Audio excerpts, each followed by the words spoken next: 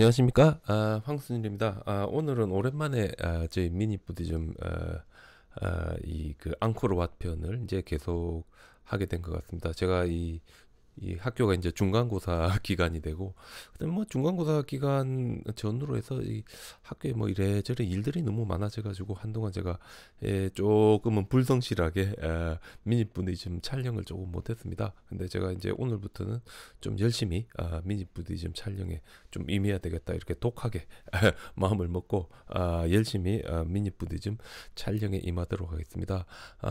제가 이제 동남아시아 불교와 관련해서 저기 이제 보로부두르 이야기도 해드렸고 인도네시아 얘기도 해드렸는데, 우리 동남아시아 문화의 원류다. 동남아시아에서 가장 이 깊은 역사를 가지고 있다고 하면 누가 뭐라 해도 이제 그 크메르, 오늘날의 이제 캄보디아가 되고, 캄보디아에 아마 제 강의를 쭉 들으신 분들은 기억나겠지만 최초에 있었던 우리 푸난 왕국이 점차적으로 첸라, 보통 우리 진납이라는데 진납으로 바뀌게 되고, 이 진납이 어떤 힌두교적인 요소들을 받아들이면서 동남아시아 최초의 이제 중앙 집권 국가를 형성하게 됩니다. 그래서 이 중앙 집권 국가가 형성된 이그 진납, 보통 저희들이 시엠랩이라 그러는데, 이 그 크메르 왕국이 점차적으로 동남아시아의 중심 국가로 자리 잡게 되고, 이 중심 국가로 자리 잡으면서 앙코르 왓이 건설되고 엄청난 이 동남아시아의 무역의 중심이 되는 이제 국가로 발전하게 되는데, 이 안타깝게도 이 동남아시아 같은 경우에는 이 언어가 조금 이렇게 늦게 만들어집니다. 물론 이제 산스크리트어가 빨리어가 동남아시아에 전해지긴 전해졌습니다. 이제 인도하와 함께 전해지긴 전해졌지만, 어떤 이런 언어를 사용하는 사람들이 주로 동남아시아에서는 사제 계층이라든지 왕가에 이제 국한되다 보니 어떤 종교에 대한 이야기라든지 뭐 이제 왕가에 대한 이야기에 국한되고, 일반인들이 어떻게 살았는지 아니면 동남아시아의 문물은 어떤지에 대한 거는 아주 그 제한적으로밖에 저희들에게 이제 알려지지 않았습니다. 그래서 저희들이 가지고 있는 어떤 그런 부분에 대한 정보들이 너무 작은데, 다만 그래도 다행인 것은 저희들은 이제 책 한 권이 남아 있는데, 그 책이 유명한 진납풍톡입니다. 진납풍톡이 보통 풍하면 사람들 풍속이고,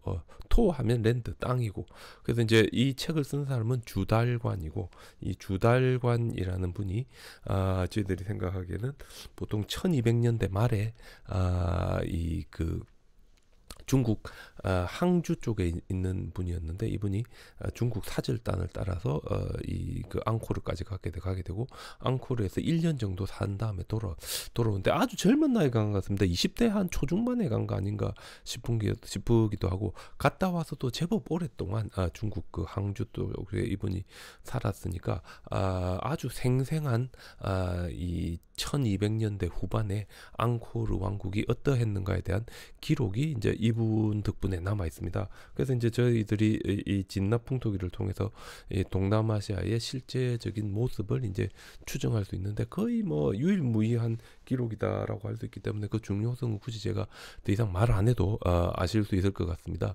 그래서 이분이 항주 쪽에서 이쪽 바다 쪽으로 나와서 무역선을 타고 이렇게 지금 쭉 이렇게 사우스 차이나시를 따라서 쭉 가게 되는데, 한 두세 달 걸려서, 세 달 정도 걸려서 참바까지 내려왔다고 합니다. 물론 이제 아마도 정커선을 타고 갔을 것 같은데, 정커선을 타고 갔을 것 같은데, 정커선이 이제 바다를 이렇게 항해할 때는 되게 이 배가 좀 묵직해야 이게 안 흔들립니다. 그래서 정커선을 타고 아마 참파까지는 무사히 왔을 것이고, 참파에서는 제가 생각하기에 배를 갈아탔을 것 같습니다. 왜냐하면 너무 큰 정커선은 강을 따라 올라갈 때 위험하기 때문에 이 강에도 올라갈 수 있는 좀 깊이가 얕은 배로 아마 갈아타지 않았을까 싶은데, 여기서 배를 갈아타고 이렇게 출발해서 이 참파의 경계 끝이 있는 도시까지 왔다가 메콩강을 따라서 이제 위로 올라오게 되는데, 우리 그 주달관 기록에 의하면 네 번째 강으로 올라가야 수심이 낮지 않아서 무사히 앙코르 왕국까지 올라갈 수 있다, 뭐 이런 이야기가 있습니다. 그래서 네 번째 강을 따라서 메콩강을 쭉 올라오는데, 메콩강을 쭉 올라와서 한쪽 지류를 따라가서 제일 끝에 가면 호수가 나타나는데, 요 끝에 요 호수를 저희들이 뚫레삽 호수라고 합니다. 뚫레삽 호수. 앙코르 앙코르 왕국의 발전은 바로 이 툴레사 보수 덕분인데, 왜냐하면 우기가 되면 이쪽 지역에 비가 엄청나게 내리면서 툴레사 호수가 지금 우리가 보는 거에 한 2배, 3배 정도로 커졌다가 건기가 된 물이 쫙 줄어들어 가지고 거의 호수가 절반 가까이 줄어듭니다. 이렇게 호수가 커지고 작아지고 할 때 이 비옥한 이 농토가 이 주변에 생기게 되고, 바로 이 비옥한 농토는 그냥 씨만 뿌려도 3보작 내지 4모작 가능한 엄청난 이제 생산력을 발휘할 수 있는 어떤 그런 공간들이 만들어지기 때문에 바로 그 비옥한 토양이 앙코르 왕국이 발전할 수 있는 토대가 되었다고 할 수 있습니다. 제가 대충 한번 계산해 보니 주달간이 항주를 출발해서 앙코르까지 오는데 한 6개월에서 한 7개월 정도 걸리지 않았나 싶은 그런 생각이 들고, 앙코르 왓에 주달간이 오니까 이때 이미 많은 중국 이 상인들이 이미 주달간에 이 앙코르에 있었다, 이런 이야기를 주달간이 하고 있습니다. 그래서 이제 앙코르에 주달간이 왔는데, 주달간이 이제 이 앙코르까지 와서 이 가만히 보니까 주달간이 왔던 시기를 저희들이 조금 한번 생각해 봐야 되는데, 주달간이 왔던 시기는 앙코르 왓이 만들어진 지 한 100년 정도 지났습니다. 앙코르 왓이 한 1200년대 중후반에 1100년대 중후반에 완성됐다고 보면 주달간이 온 시기는 앙코르 왓의 완성으로부터 한 100년 정도 지난 시기이고, 그 사이에 이제 이 앙코르 왕국도 많은 부침을 경험합니다. 우리 앙코르 왓을 만든 왕은 우리 그 수리아 와르만인데, 수리아 와르만이 앙코르 왓을 만들고 주변에 참파라든지 많은 이제 국가들과 전쟁도 하고 비신우교를 공식적인 종교로 이제 받아들였지만, 이 참파와의 전쟁에서 뭐 중간에 이기기도 지고 하면서 잠시 이제 그때 이 그 국가를 이 대승불교적인 이념에서 새롭게 이제 만든 시기가 있습니다.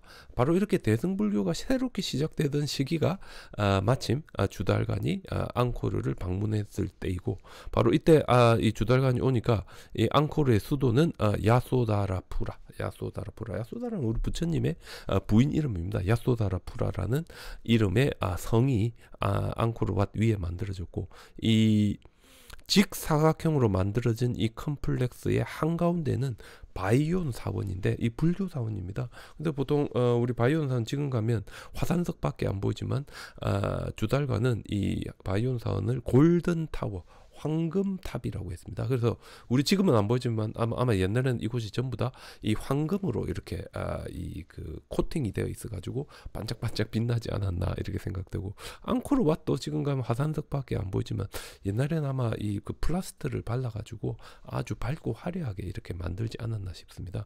그래서 요 바이온 사원을 중심으로 해서 북서쪽에는 이 왕궁이 있고, 나머지 이 북동쪽에는 이 왕실의 어떤 이 행렬이라든지 하는 그런 공간들이 있고, 남쪽하고 뭐 이렇게 게이트 이쪽에는 주로 이제 이런 그 우리 평민들이 사는 곳과 마을들이 이렇게 형성된, 바로 요 정도로 만들어졌을 때 이 그 주달관이 이 앙코르에 온 것 같습니다. 그래서 지금 현재는 우리 요 바이온 사원이 이렇게 돌밖에 없지만, 주달관이 갔을 때는 아마 이곳이 전부 다 황금으로 화려하게 이제 치장돼 있었고, 우리 이 그 바이온 사원에 가면 요 우리 보통 아발로키테슈아라 관세음보살의 얼굴이라고 하는데, 제가 보기에는 그 당시에 그 이 왕의 얼굴이 아니었나 이런 생각을 많이 합니다. 그리고 앙코르 왓 1800년대 중반에 앙코르 왓에 갔었던 앙리무라든지 이런 탐험가들이 그린 그림에, 아니면 우리 초창기 1800년대 후반 1900년대 초반에 탐험가들이 찍은 앙코르 왓의 사진인데, 원래 앙코르 왓은 비슈누 신을 위해서 만들어진 신전이었지만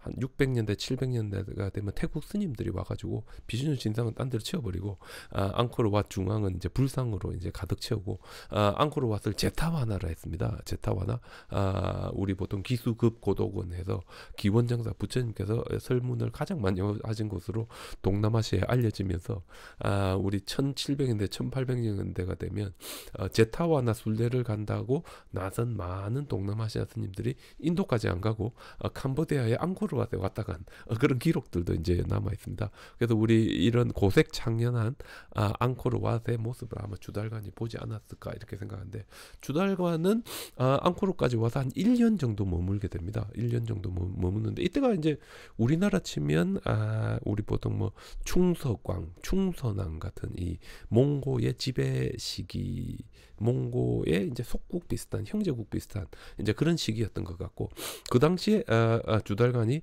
자기가 갔을 때 앙코르의 사회를 다양하게 묘사하고 있는데, 주달관은 먼저 앙코르 왕국은 거대한 노예 사회였다. 대부분의 집들이 적어도 100명 이상의 노예들을 거느리고 있었던 것으로 이야기하고 있고, 노예들은 동북부 산악 지역에서 잡아오면 되니까 결코 이 노예들이 숫자가 결코 줄어들지 않았고, 1800년대 사실상 후반이 돼야 동남아시아에서는 이 노예 제도가 없어집니다.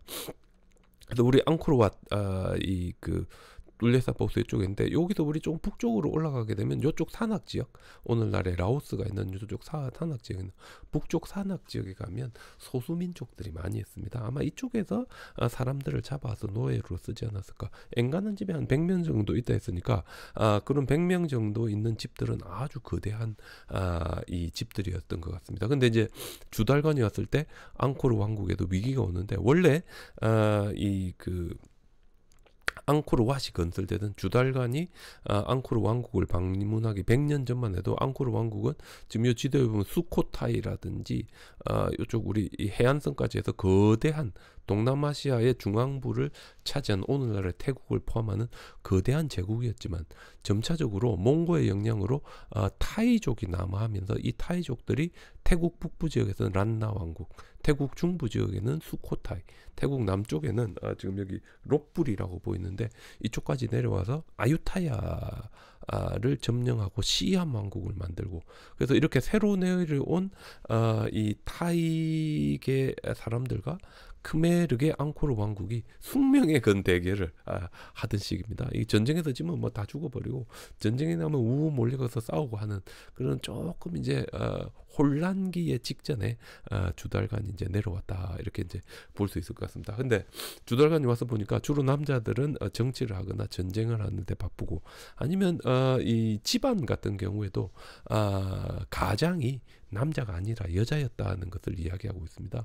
여성들이 상업의 주도권을 쥐고 있었으며, 가정에서는 가장의 역할을 여성들이 했고, 또한 여성들이 불교 행사에 참여하고 있으며, 몇몇 불교 행사는 아예 여성들이 주류가 진행돼서 행해지는 것을 봤고, 그다음에 이제 이 우리 동남아시아다 보니 주달관이 이제 충격을 받은 거는 수많은 여성들이 강에 모여서 수영을 한다는 이야기. 사실 이게 중국 항주에서는 상상할 수 없는 어떤 이제 그런 장면들, 그리고 뭐 남성들이 뭐 옆에서 구경한다는 이야기 등등 다양한 이 중국에서는 보지 못했던 이 그 사회의 주인이 되고 사회를 사실상 이끌어가면서 남자들을 압도했던 앙코르의 여자들 이야기를 많이 합니다. 그래서 주달관이 뭐라는가 하면, 중국 사람들이 앙코르에 많이 오는데 사업에서 성공하려면 좋은 크메르 여자를 만나야지 그 여자를 통해서 장사에 성공할 수 있다고 이야기할 정도로 주달관은 이 동남아시아에서 여성들의 지위를 인정하게 됩니다. 그리고 주달관은 저는 잘 모르겠습니다. 주달관이 그 궁전 안에까지 들어갔는지 왕을 직접 만났는지 안 만났는지 모르겠지만 왕을 모시는 시녀들만 한 4천에서 5천 명 있었다, 뭐 이렇게 이야기했는데 모르겠습니다. 이 우리나라 이야기 비슷한 우리 삼천궁녀 이야기 비슷할 정도 조금은 가장된 이야기가 아닌가 하는데, 다만 여성의 지위가 엄청나게 높다는 건 확실합니다. 지금 여기 바이온 사원의 부조를 보시면 이 여자 두 분이 사실상 집안의 대소사를 책임지는 가장의 역할을 하고 남자들을 부립니다. 남자들을 부리는 이런 모습을 볼 수 있고, 어떤 이런 영향으로 우리 태국 사회 같은 경우에 여성들이 이 사실상 집안의 실권을 장악하고 있고, 여성들이 아주 많은 남자들에게 일을 지시하고 아주 이 그 자연스럽게 이 어떤 회사라든지 어떤 연구소라든지 어떤 이런 그 이 사회의 각 부분에서 여성들이 주도가 되어서 사회를 이끌어가는 모습을 많이 볼 수 있습니다. 제가 태국에 1년 동안 있을 때 제가 속해 있었던 타이 스타디스 인스티튜트 출라롱콘 대학의 태국학 연구소도 우리 여자분 소장님이 계셨는데 이 소장님이 얼마나 이 일을 잘 처리하는가 제가 한 번씩 깜짝 놀랐는데 제가 한번 물어봤습니다. 어떻게 그래 이 많은 남자들 사이에서 그렇게 일을 잘 처리하시냐.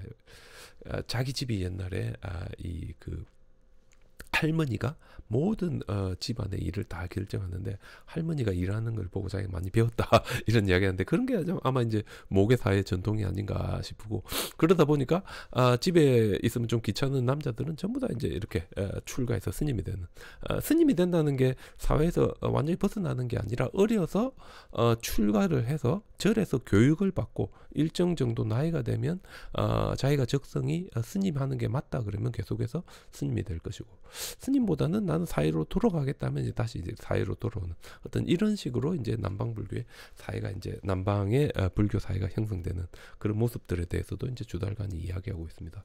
그리고 주달간은 이 앙코르는 철저하게 계급 사회다. 남자와 여자들과 이 구분되고 종교적 지도자라든지 뭐 이런 것도 다 구분되며 특히 남자들은 주로 목수, 배 만드는 사람, 농업을 하거나 군인 등을 했고 여자들이 사실상 경제적인 어떤 장사라든지 이런 경제활동 우리 1900년대 초반까지만 해도 태국 북부의 치앙마이 같은 경우에 시장에 가면 장사는 여자들이 다 합니다.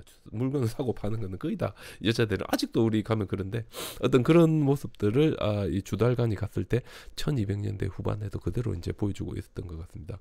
귀족들은 외모와 의복에 엄청나게 신경을 썼고 지위에 따라서 탈 것들이 달랐고 아주 부유했다고 하는데 사실 우리 그 기록에 보면 자신들의 지위에 따라서 타는 가마 우리나라에도 이제 옛날에 조선시대에 있었는데 이런 가마의 사이즈라든지 모양이 전부 다 이제 달랐다는 이야기가 있습니다. 그 외에 이제 주달간은 이제 중국과 다른 것으로서 성인식 이제 모계 사회다 보니까 일정 연령이 된 여자들이 성인식을 통해 가지고 사회에 가장이 되고 어린이를 낳고 하는 어떤 이런 그의 필수적인 성인식에 대한 어떤 그런 이야기도 주달간이 전하고 있고 그다음 민족 감정 이때부터 이미 태국 보통 우리 시암이라고 하는데 시암과는 엄청나게 감정이 좋지 않았으며 태국이 쳐들어오면 캄보디아의 전 국민이 다 출동해서 싸웠다 이런 이야기가 있습니다. 그리고 이제 중국과의 무역에 있어서도 중국에서는 주로 금은 세공품과 실크 도자기를 수입했고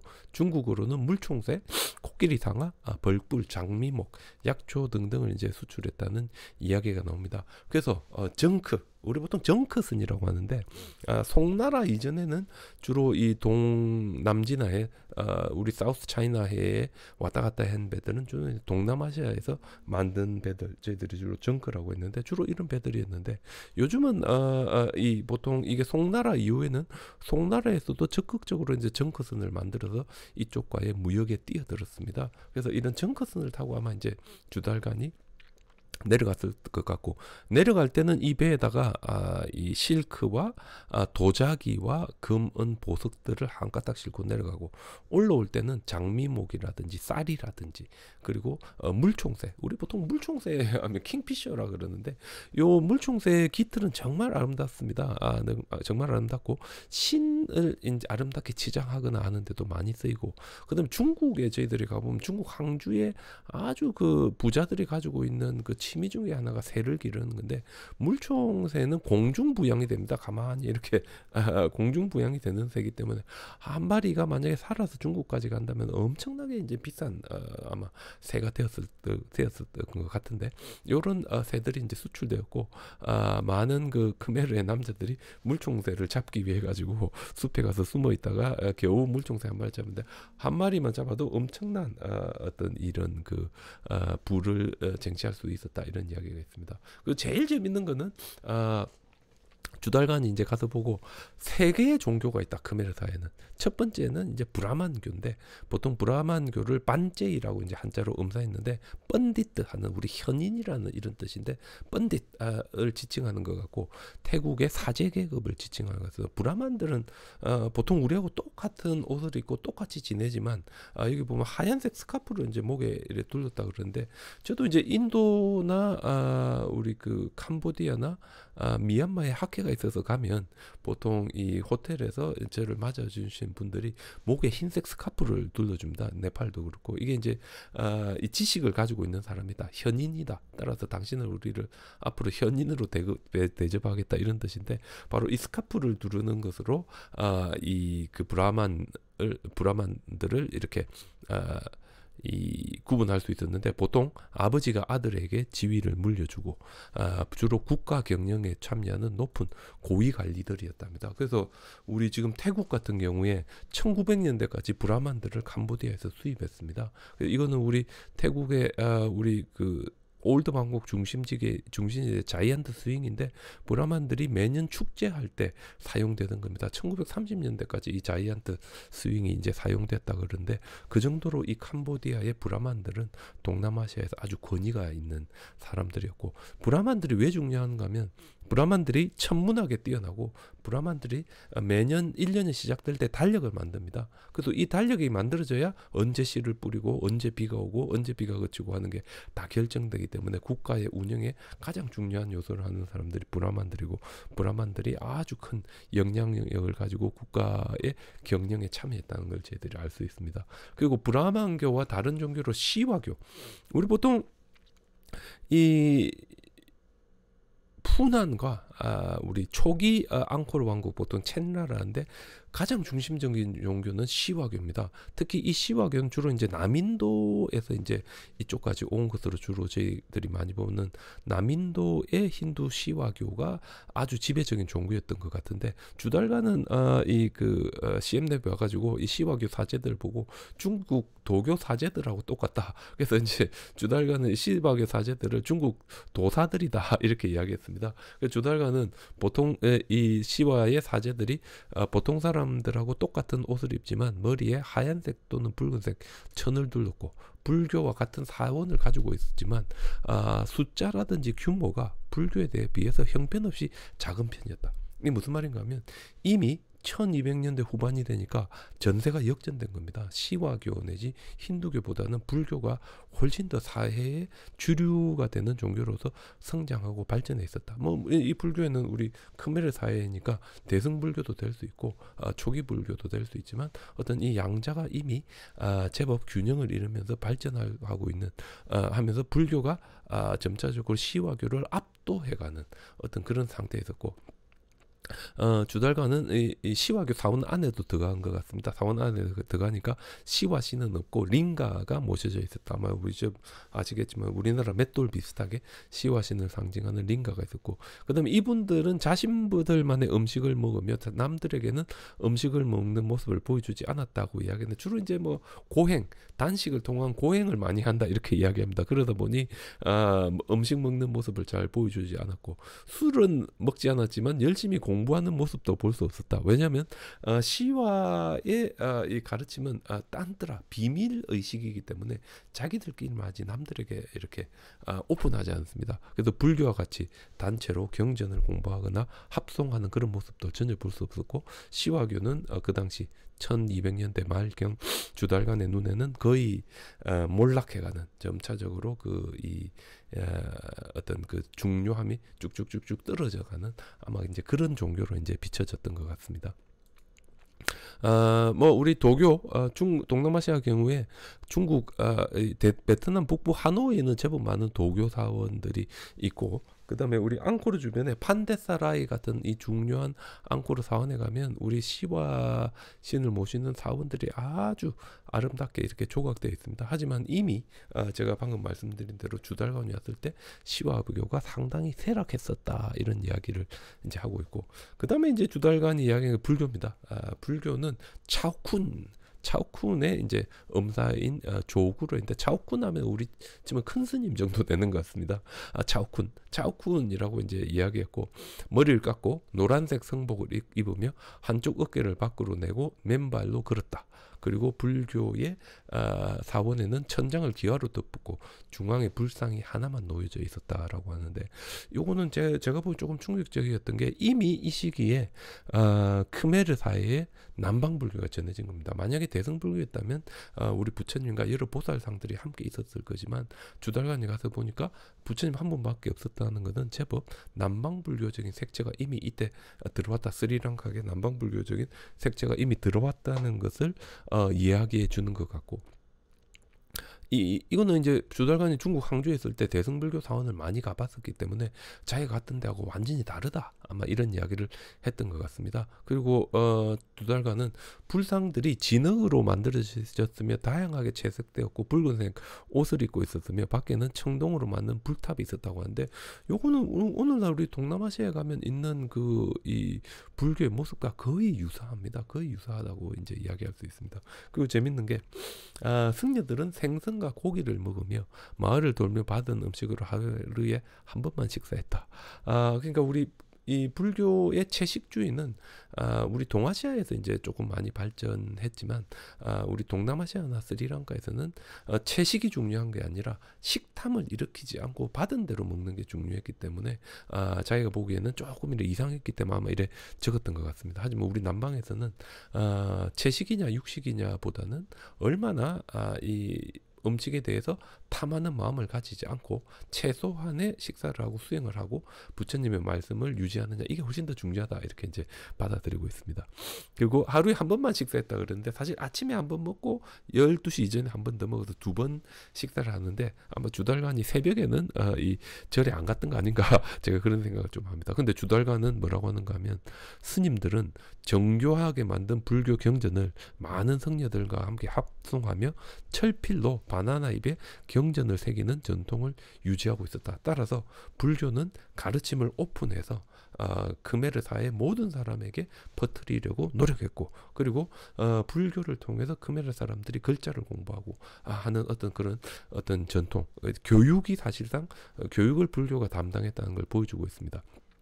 또한 많은 승려들이 국사에 참여했다. 그래서 우리 라오스 같은 경우에 우리 가보면 왕을 만나려면 왕을 만나기 전에 스님을 먼저 만나서 허락을 받아야 이제 왕을 만날 수 있는 어떤 그런 궁전의 집무실 구조를 볼 수 있는데, 어떤 그런 식으로 많은 승려들이 국사에 참여했다는 걸 이야기하고 있고, 여자 스님들은 보이지 않았다. 왜냐하면 스리랑카에서 10세기경에 촐라인들이 쳐들어왔을 때 비구니 교단이 몰락한 다음에 불교가 동남아시아에 전해졌기 때문에 동남아시아에 제대로 된 비구니 교단이 전해지지 못했고, 이때 자기가 가봐도 여자 교단은 없었다. 이게 이제 여기로 볼 수 있습니다. 그리고 이제 아이들은 불교 사원에서 교육을 받으며 일정한 나이가 되면 사회로 돌아오거나 계속해서 스님이 되거나를 선택할 수 있었다는데, 어떤 이런 이야기를 주달관이 이렇게 계속해서 전하고 있습니다.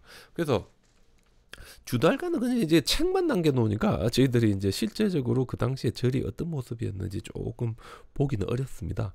근데 다행인 거는 주달관이 갔다 온 시기로부터 대충 한 250년에서 300년 정도 지난 다음에 이 앙코르 왕국은 오늘날의 그 푸놈펜 쪽으로 쫓겨나고, 앙코르 지역에 이제 자리 잡은 왕국이 앙코르를 포함해서 우리 그 태국에 자리 잡은 왕국이 시암인데, 시암의 아유타야에 1687년에서 88년까지 프랑스의 이 그 루이 16세의 사신들이 방문합니다. 이때 같이 방문했던 들라 로베르라는 분이 그 기록을 남깁니다. 이 기록에 보면 이분이 이 그림으로 남기는데, 우리 남방불교 사원 이 사파가 있는데 달라포인 했는데, 제가 보기에는 테라바딘에 대한 이 그 유럽 사람들이 들었을 때의 그 사투리 발음이 아니었는가. 여기 보면 텔라팟인데 아마 이거 테라와다를 아마 이렇게 들은 거 아닌가 볼 수 있는데 사원이 이렇게 생겼다 이렇게 그림 그려놨습니다. 사원 바깥쪽에 굿띠가 있고 이 굿띠는 이제 스님들이 한 명씩 머무르는 공간이고 중앙에 이렇게 라비앙 콧이 있고 안쪽에 시마가 있고 시마 안에 불교 사원이 있다. 이 모습은 지금도 거의 이와 유사하고 아마도 주달관이 갔을 때도 이와 유사했던 것 같습니다. 나무로 만든 이 건물 위에 지붕을 올렸다는데 지붕도 기둥 위에 이렇게 지붕을 올리는 게 아마 그 유사했었고 안쪽에는 우리 로베르가 갔을 때도 불상 한두 개밖에 없었다. 물론 시마 이야기는 이제 주달관은 하지는 않고 있지만 거의 유사한 형태를 아마 지녔던 것이 아닌가 싶고 지금 부처님께서 촉진을 하고 있는 모습, 요거는 제가 보기에는 이 명상인 하고 있는 모습 같은데 요런 불상들이 있었다는 것 같은데 아마 이 유사한 모습들을 제가 보기에는 주달관이 아마 보고 왔던 거 아닌가 싶습니다. 그리고 이 그 앙코르의 다양한 사회라든지 다양한 문화, 그리고 이제 지금 현재는 우리 앙코르 왓에 가면 이렇게 불상들이 한 가닥 들어 있고 현대 그 앙코르의 불교 사원 제가 이제 갔다 왔는데 요즘 이제 앙코르와 태국이 서로 많은 영향을 받습니다. 그래서 불교 사원에 가 보면 현대 이 크메르의 불교 사원 이게 태국 건지 어디 건지 좀 헷갈릴 정도인데 스님들의 모습이라든지 주변은 거의 비슷합니다. 비슷하고 제가 가장 최근에 갔다 온 시엠랩에 있는 이 불교 사원의 모습인데 많은 불자들이 이 불교 사원에 낮으로 밤으로 다들 이렇게 가고 있고 부처님의 불상들 조금 이제 크메르 양식으로 만들어진 불상들과 불화들이 있고 이 많은 크메르 스님들 오늘은 이제 거의 이제 남방 불교와 태국 불교와 오늘의 스리랑카 불교가 되는데 이분들이 이제 신도들을 이렇게 맞이하는 모습들을 이제 저희들이 볼 수 있습니다. 그래서 제가 보기에는 어떤 이런 모습들이 주달관이 그 진나 풍속에서 이야기하는 스님들 모습하고 별로 다르지 않다. 그래서 이 뭐 대승불교니 소승불교니 남방불교니 캄보디아 불교니 태국 불교지 하는데 제가 보기에 실제 스님들이 살아왔던 거는 그래 크게 차이 나지 않는 거 아닌가 제가 그런 생각을 조금 해봅니다. 오늘은 제가 이 주달관의 진납풍속기를 중심으로 1200년대 1300년대에 이 캄보디아의 사람들이 어떻게 살았는지에 대해서 조금 말씀드렸고 다음 시간에는 이 그 앙코르왓의 구조라든지 앙코르왓의 특징적인 부조라든지 어떤 이런 거에 대해서 제가 계속해서 말씀드리는 시간을 조금 가져보도록 하겠습니다. 감사합니다.